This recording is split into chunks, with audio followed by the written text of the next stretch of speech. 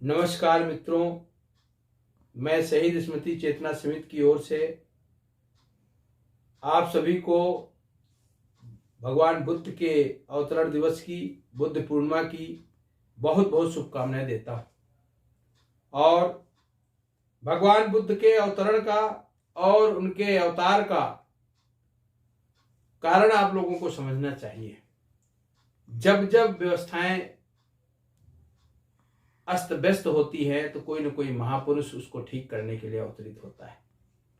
उस समय की मांग थी, महात्मा बुद्ध जी का अवतरण हुआ, उन्होंने जो अपनी शिक्षाएं दी आज भी वो प्रासंगिक है। हमें उनकी शिक्षाएं प्राप्त करनी चाहिए, सत्य अहिंसा अस्तेय पर चल करके। और जो सबसे बड़ी उन्होंने शिक्षा दी थी उसको हम भूल गए, मानवता की सेवा। आज कोरोना की इस भीषण महामारी में हम मानवता की सेवा के लिए जितना भी संकल्पित हो सकते हैं हो, और ये संकल्प ले भगवान महात्मा बुद्ध के अवतरण दिवस पर कि कोई भी हमारे देश में न भूखा सोए न परेशानी में रहे, क्योंकि वही मानवता है और मानवता से बड़ा कोई धर्म नहीं है। गांधी जी से एक अंग्रेज ने कहा कि mister Gandhi, do you know Tulsidas? Yes, I know. Mr. Goswami Tulsidas wrote a famous book, Ramcharitmanas, और बहुत अच्छी बुक है, मैंने उसको कई बार पढ़ा। क्या पढ़ा आपने? तो गांधी जी का उत्तर था कि मैंने एक पंक्ति पढ़ी है, एक चौपाई पढ़ी है, और उसी को पूरा करने में मेरा पूरा जीवन चला जा रहा है।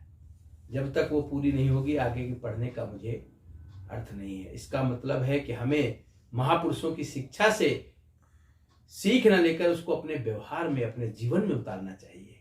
और उन्होंने कहा, मैंने वो चौपाई कौन सी पढ़ी है आप सुनिए,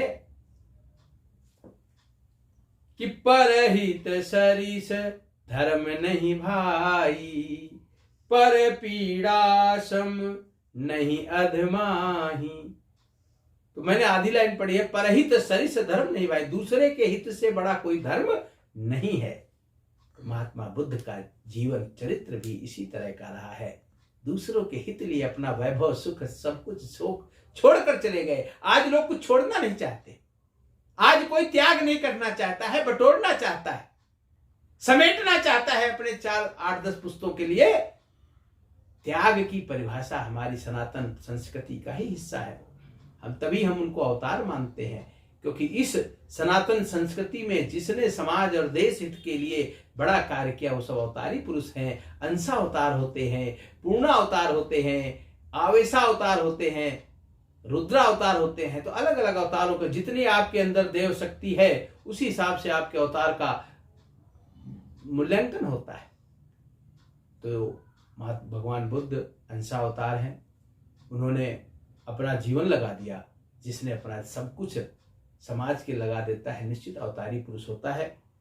और मैं 2 बातें कहना चाहता हूं कि जहां उन्होंने सत्य अहिंसा सिखाई, अच्छाइयां आई, समाज सुधार हुआ, लेकिन एक कमी भी आ गई हमारे अंदर कि हम अत्याचारी और दुराचारी में अंतर करना भूल गए और हम उसके साथ भी अहिंसा का व्यवहार करने लगे। इसकी वजह से आज उस समय हमारी संस्कृति पर खतरा आ गया। इसीलिए दोबारा से सनातन में आदि शंकराचार्य जी ने बड़ा प्रयास करके उसको एकत्रित किया और इकट्ठा किया देश को। तो मैं कहना चाहता हूं कि हमें अपनी सनातन संस्कृति पर गर्व होना चाहिए, अपने अवतारों पर गर्व होना चाहिए, और अगर हमारे सनातन धर्म में कोई कमी है उसको दूर करना चाहिए, क्योंकि भाईचारा नहीं खत्म करना चाहिए। हमें किसी बाहरी शक्ति के बहकावे में नहीं आना चाहिए। आज मैं देखता हूं कि कुछ लोग अपने कुछ छोटे क्षुद्र स्वार्थ के लिए धर्म छोड़ देते हैं, दूसरे धर्म को अपना लेते हैं। हमारे धर्म में अगर कहीं कोई कमी है, लगती है, क्योंकि बीच में इस धर्म ने बहुत आपदाएं झेली हैं, इस देश ने बहुत आपदाएं झेली हैं। तो अब नव युग जब बन रहा है, हम नए युग के निर्माता हैं, तब मैं कहना चाहता हूं, कुछ पंक्तियां हैं, सुनिएगा कि हम नवयुग के हैं निर्माता, रोक सके कब हमको बंधन। हम नवयुग के हैं निर्माता, रोक सके हमको कब बंधन। विश्व विजेता हम जग त्राता, विश्व विजेता हम जग त्राता, असुर मात्र का करते भंजन। कभी न मोह सके हैं हमको, कभी न मोह सके हैं हमको, कभी न मोह सके हैं हमको। सुख वैभव के मधु आकर्षण, सुख वैभव के मधु आकर्षण। देश अनेकों इस धरती पर, देश अनेकों इस धरती पर, चमके धुंधले केवल कुछ क्षण। ये देश सनातन है, इसलिए कह रहा हूं। हम तो जलते ही जाते हैं, पावन विश्वासों पर कण कण, पावन विश्वासों पर कण कण। हम नवयुग के निर्माता हैं, रोक सके कब हमको बंधन, रोक सके कब हमको बंधन।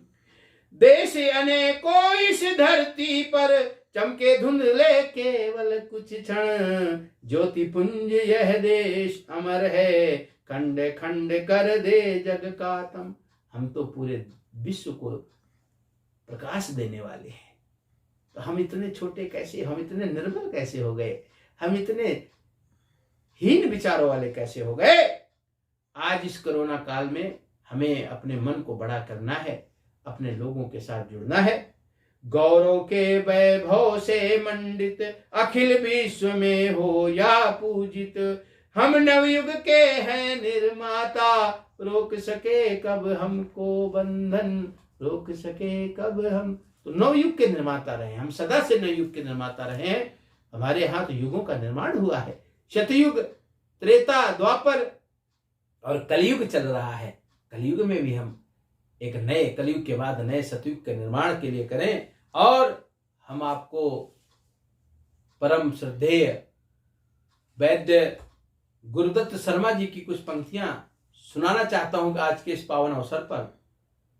हमने सदा पसंद किया है खेल यहाँ अंगारों का, धरती पर जब जब अधर्म की बढ़ जाती मनमानी है। क्रूर शासकों ने जब जब अत्याचारों की ठानी है। भरी सभा में द्रौपदियों की चीर उतारी जाती है जब, कंसों के हाथों नन्ही संततियां मारी जाती जब।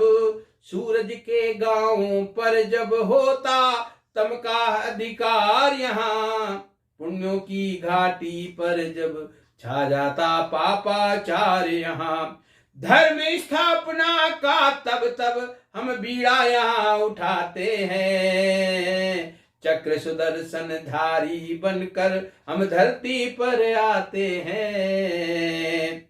दुर्योधन के वंशगामियों, दुर्योधन के वंशगामियों, रौब न दो हथियारों का। हमने सदा पसंद किया है खेल यहाँ अंगारों का, खेल यहाँ अंगारों का, खेल यहाँ अंगारों का। तो हम लोग डरने वाले नहीं हैं, हम तो डराने वाले हैं। हम तो देश को आगे बढ़ाने वाले हैं, और देश को ही नहीं पूरी धरती को आगे बढ़ाने वाले हैं। तो मैं, आप लोगों को पता है कि शहीद स्मृति चेतना समिति शहीदों की स्मृतियों को संजोती है, उनके सपनों के भारत के निर्माण में लगी हुई है। आप लोग जुड़े, अपने बच्चों को जोड़ें, जिससे ये अभियान पूरे देश में फैले। और भारत आज़ादी के 75वीं वर्षगांठ मना रहा है।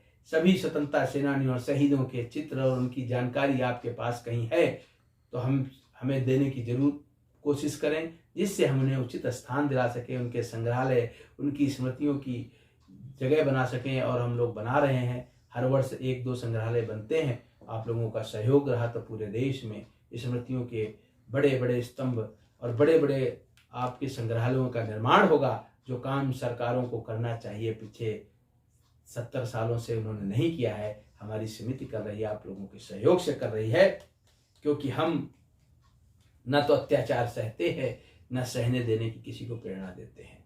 हम शहीदों के वंशज हैं, हुतात्माओं के वंशज हैं। हमें उसी प्रेरणा से आगे आपको बढ़ाना चाहते हैं, आपके बच्चों में संस्कार देना चाहते हैं। उन्हें पता होना चाहिए कि धरती पर जब यहाँ रावणी क्रीड़ाएं बढ़ जाती हैं, स्वर्णिम लंका पर जब पापों की परतें चढ़ जाती हैं, आर्तनाद जब यहाँ गूंजने लगता है बलहीनों का, शोषण जब होने लगता है अबला निर्बल दीनों का, मानवता की जब अर्थी उठने लगती धरणी तल से, लहू टपकने जब लग जाता मातृभूमि के अंचल से, देवों की भूमि पर जब गाती असुरों की टोली है, प्रहलादों से भक्तों की जब जलने वाली होली है, प्रहलादों से भक्तों की जब जलने लगती होली है, खेल यहाँ खेला करते हम नरसिंही अवतारों का, हमने सदा पसंद किया है खेल यहाँ अंगारों का। तो हम नरसिंह भगवान के अवतार हैं, हम उनके वंशज हैं, हम उनकी प्रेरणा से हम उनके अनुयायी हैं, हम उनके अंश हैं कि हम लोग अत्याचार बर्दाश्त नहीं कर सकते। भारत भूमि को पावन भूमि बनाने का प्रयास करेंगे। ये देश सबका है, सब देश के हैं, लेकिन जो देश से द्रोह करेगा वो न देश में रहेगा, न इस धरती पर रहेगा, न उसे रहने का अधिकार है। इस बात का संकल्प लें और आज की इस पावन पुण्य अवसर पर जब महात्मा बुद्ध जी का अवतरण हुआ, उसको हम याद करें, उनकी शिक्षाओं को याद करें और दीनों के सहायक बने। रहीमदास जी ने अपने दोहा छंद में लिखा है, कितनी सुंदर पंक्ति है कि दीन बंधु किसे कहते हैं। देखिए, सुनिएगा, दीन बंधु, दीनों का भगवान, दीनों का भाई, दीनों का सहारा। कि दीन ही सब को लखत है, दीन ही लखे न को, जो दीनन को लखत है, दीन बंधु सम होय। तो हमें आज दीन बंधु बनने की जरूरत है, क्योंकि दीनों का अगर भाई बनना है, गरीबों का भाई बनना है, तो आज का दिन बड़ा पवित्र है। हमें शिक्षा लेनी चाहिए हर उस महापुरुष के जीवन से, उसकी जयंती से, उसके आचरण से, उसके व्यवहार से, क्योंकि हम अपने जीवन में आचरण उतारेंगे तो निश्चित है कि आने वाली पीढ़ियां भी इस कार्य को करेंगी और उस का कार्य, इस तरह का कार्य आगे बढ़ेगा और समाज मजबूत बनेगा। अंत में मैं 4 लाइनें वैद्य गुरुदत्त शर्मा जी की सुना करके अपनी वाणी को विराम दूंगा, क्योंकि मैं आज अपनी कविता नहीं सुना रहा हूँ। मैं कुछ ये कविताएं संदर्भ के साथ सुना रहा हूँ, जो उसमें क्या है कि इरादे ही न बढ़ने के तो मंजिल कौन पाएगा। हमें इरादा करना है, अगर हमें कोई मंजिल लेनी है पहले मंजिल तय करें, फिर इरादा करें कि इरादे ही न बढ़ने के तो मंजिल कौन पाएगा, इरादे ही न बढ़ने के तो मंजिल कौन पाएगा। उजाड़ोगे तुम ही कैसे, उजाड़ोगे तुम ही कैसे, चमन ये लहलहाएगा, उजाड़ोगे तुम ही कैसे, चमन ये लहलहाएगा, उजाड़ोगे तुम ही कैसे, चमन ये लहलहाएगा। सपूतो तब तुम ही बोलो, सपूतो तब तुम ही बोलो, उजाले कौन लाएगा, उजाले कौन लाएगा। आज समाज में जो तम फैला है, जो परेशानी फैली है, जो विकृतियां हैं, उसको दूर करने का संकल्प ले। और महापुरुष पैदा नहीं होते हैं, महापुरुष बनते हैं। अगर महापुरुष बनना है तो एक संकल्प ले से महापुरुष की जयंती पर कि हम भी कुछ ऐसा कर जाएं कि हमारा भी जीवन सफल हो। इन्हीं शब्दों के साथ पूज्य गुरुदेव स्वर्गीय रविचंद्र गुप्ता जी को मैं याद करता हूँ और उनको प्रणाम करता हूँ। उनके द्वारा किया गया कार्य, शहीदों के साहित्य को और शहीदों के चित्रों को, शहीदों की प्रदर्शनियों को, शहीदों के संग्रहालयों को अधिक से अधिक संख्या में पूरे देश में लगाने का प्रयत्न करते हुए सभी शहीद स्मृति चेतना समिति के कार्यकारिणी सदस्यों को प्रणाम करता हूं और शहीद स्मृति चेतना समिति के सभी सदस्यों, संरक्षक सदस्यों और कॉर्पोरेट संरक्षक सदस्यों और आजीवन सदस्यों को मैं प्रणाम करता हूं कि आप लोग अपनी पूरी ऊर्जा के साथ समिति के साथ जुड़ें, अपना सहयोग करें और अपने बच्चों को इससे जोड़ें। ये एक आंदोलन के रूप में पूरे देश में फैले, यही मेरी कामना है। और इसके लिए मैं कहना चाहता हूँ, किसी कवि की पंक्ति है, तन समर्पित मन समर्पित और यह जीवन समर्पित, चाहता हूँ देश की धरती तुझे कुछ और भी दूं। कुछ और में ये प्रयास है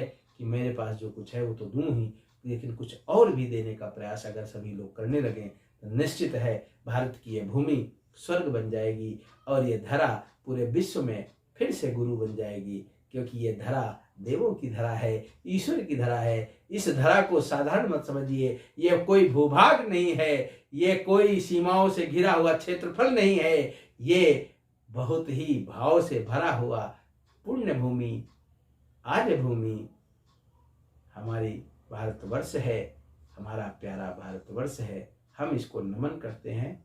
जय हिंद, जय भारत। मैं प्रेम कुमार शुक्ल पथिक आप लोगों को सादर वंदन करता हूँ, अभिनंदन करता हूँ और वंदे मातरम करता हूँ। जय हिंद, जय भारत।